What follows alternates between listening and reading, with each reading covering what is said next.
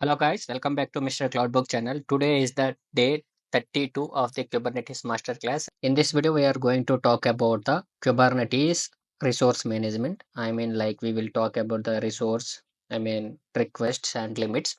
And mostly we have to understand the concept.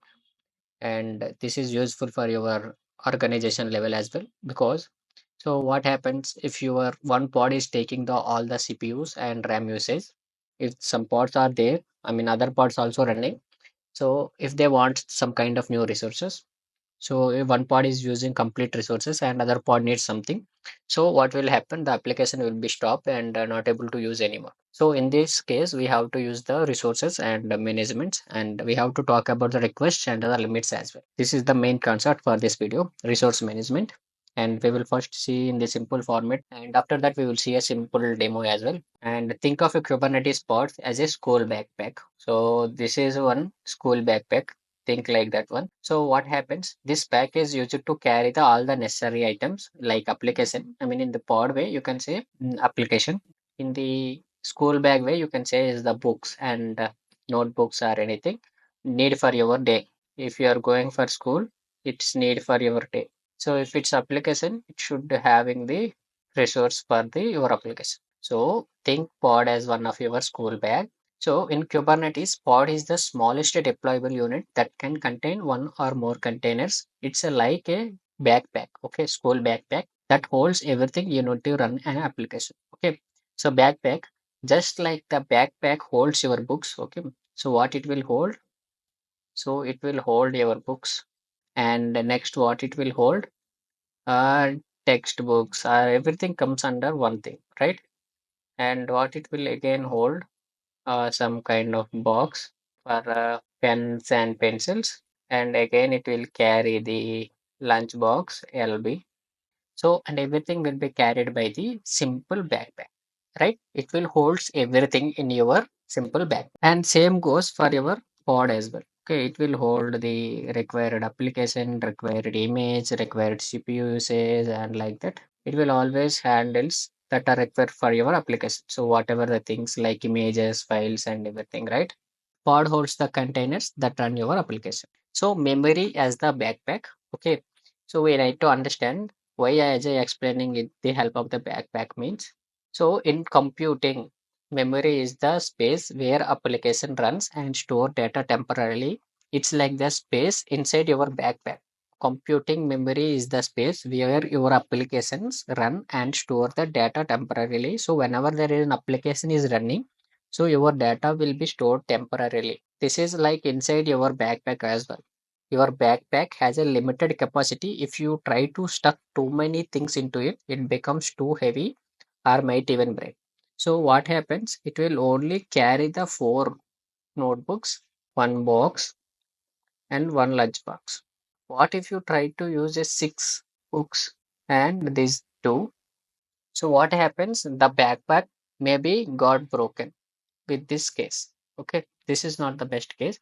So here as well, if you use the over uses everything, the capacity and everything, the application will maybe get broken. So here where we have the requests and limits scheme. Like see in the backpack, you have to know this is the best capacity I can put in my bag, but I put this one. That's where the system crash or my backpack broken. Okay, or it break. So anything can happen here as well. So if your memory is this one, like it application needs some kind of limit. Okay, but it's taking more than that one. Okay, because so in node, not only one pod runs, right? Every pod will be run on the particular nodes. So if there are three pods running, so if one pod taking the whole memory, okay, this is taking the whole memory. So what happens if some pod needs the CPU usage? So there is no CPU usage. What will happen? This application will break. This is where the resource request and limits came. So memory limit in Kubernetes, you can set a memory limit per a pod. This is like a setting a rule for how much you have to take. A pod should be having this much of limit. Okay, so you can take up to this one for now. So you have to set a limit.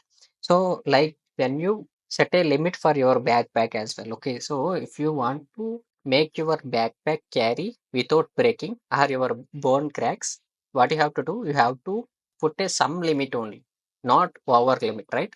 So if you put over limit, what will happen? The bag may be broke or your bones will be break. So that will be happen. Okay. So why we have to use this particular resource limit? The memory limit ensures that the no single pod uses too much of memory, which could affect the other applications running on the same node. It's like making sure your backpack isn't too heavy that hurts your back or make it hard to walk. The same goes here. So if it's overloaded, what happen? You are not able to walk because there is an overweight. So this is the one of the case. So that's why we have to use the limits in your backpack or in your pod as well.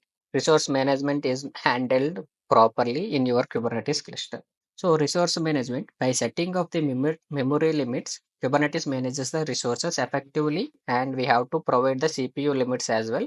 It ensures that each pod gets the memory and required CPUs it needs to without hogging all the resources. I mean, like if you provide some limit, it will use that particular limit only. If it won't take the other limit, okay. So for that is required for your other applications. But in the use cases, what happened in the upcoming days, some application needs the over usage, right? So this is where comes the one simple concept called requests and limit. So we will talk about it later as well.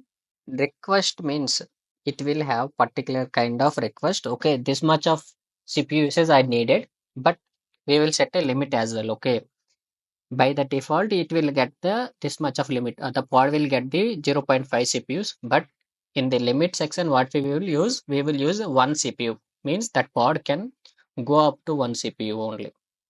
So requests and limits will be added to the pod as well. So we will talk about in the demo so you can understand there properly. So managing the resources, okay. So by setting the limits, Kubernetes manages the resources effectively. It ensures that each pod gets the memory that needs without taking the all the resources for our other application.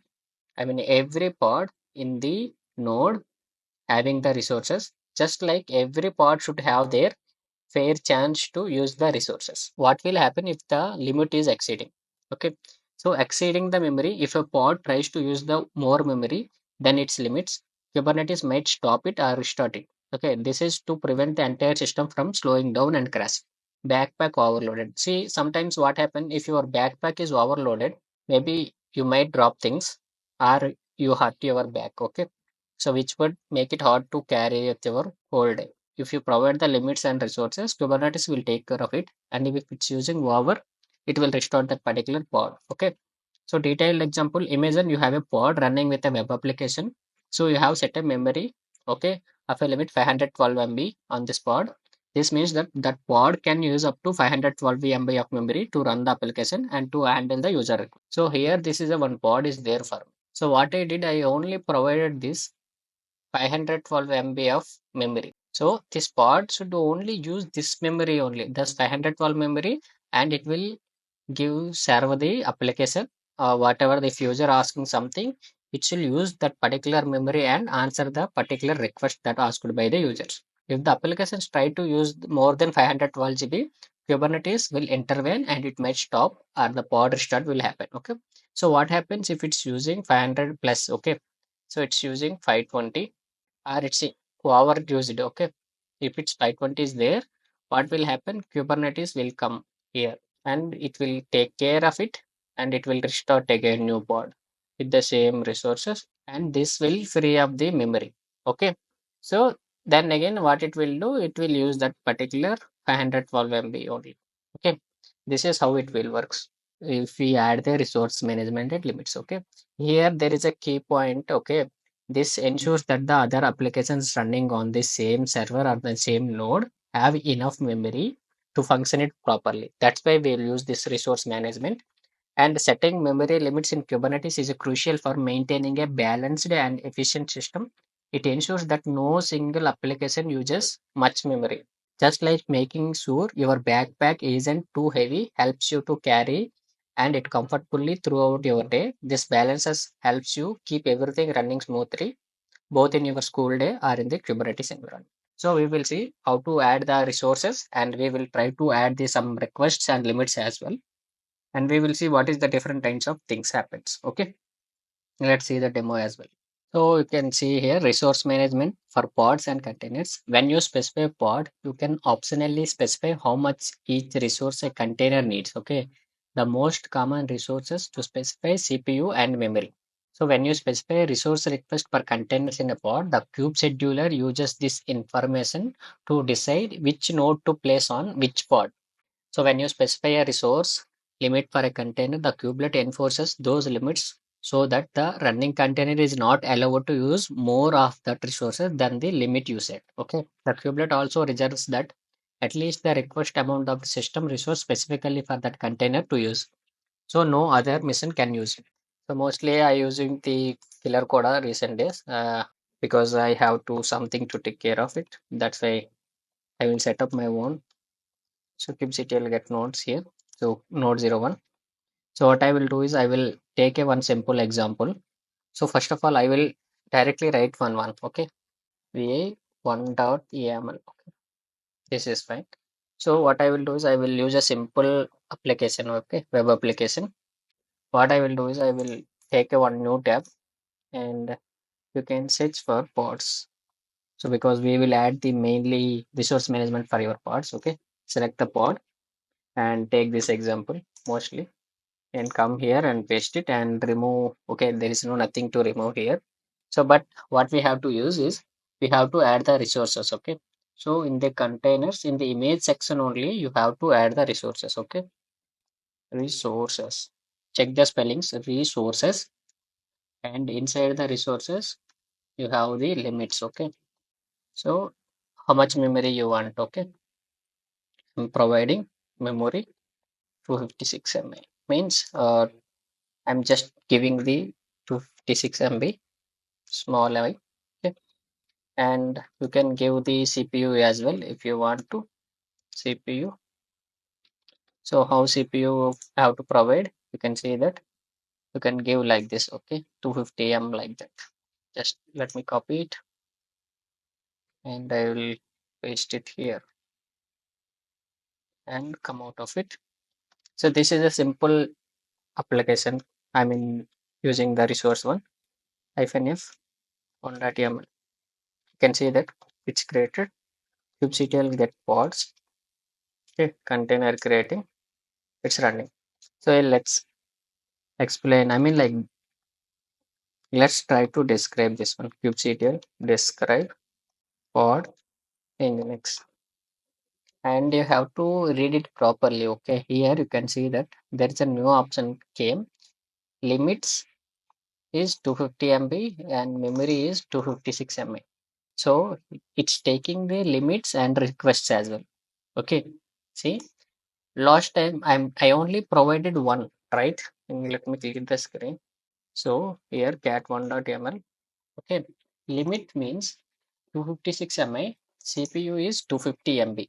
I mean 2.6 or like 0.4 CPU cores. Okay, in one core we are providing only 1 by 4th of the CPUs for my this particular Nginx pod.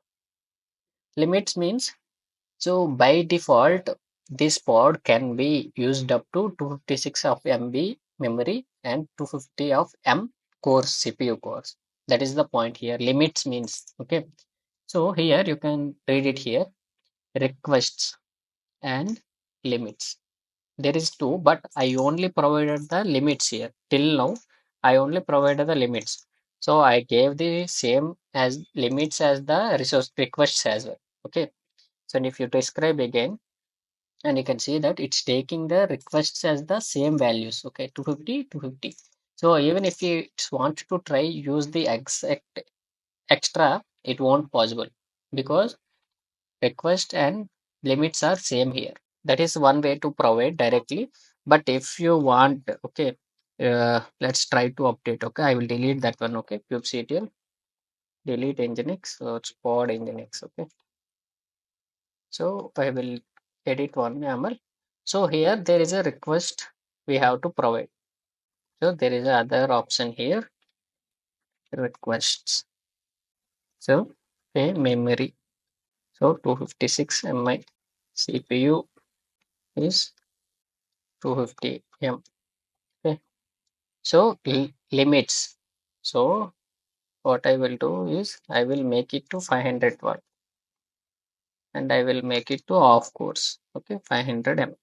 Okay, here what I did is I am giving the requests. Okay, by default, this pod will get 256 of memory and 250, I mean 1 by 4 of CPU cores for this part. Okay, if there is an over usage or if there is a heavy traffic came, it needs the extra memory, right?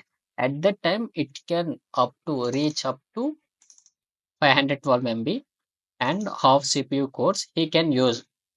Okay, that is the limit I am providing here. This is the other way.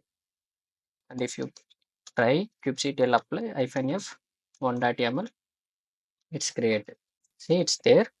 And describe kubectl, describe pod nginx, and you can see that limits means how much up to which point this particular pod can use the resources. Okay, up to 500 of CPU cores it can use, up to 512 MB memory it can use this particular pod. But by default, this will get this only.